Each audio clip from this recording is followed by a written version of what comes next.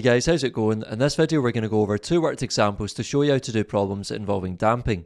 Now if you haven't already done so, check out my previous video covering the theory on this topic, and that way you can apply what you learned in that video to this one. So let's get started. Question 1 says to describe what is meant by damping in simple harmonic motion. Well, remember that in SHM, damping is when an oscillating system loses energy due to frictional forces, and we say that the amplitude of the motion reduces to zero over time.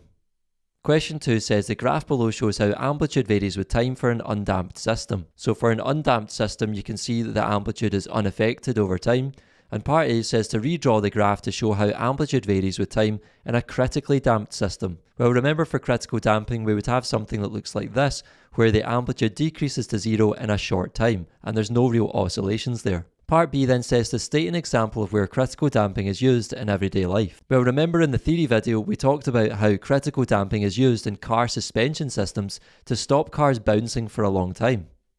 That's all for this video, folks. I hope you found it useful. If you did, give it a thumbs up, subscribe to the channel, and I'll see you in the next one. Take care.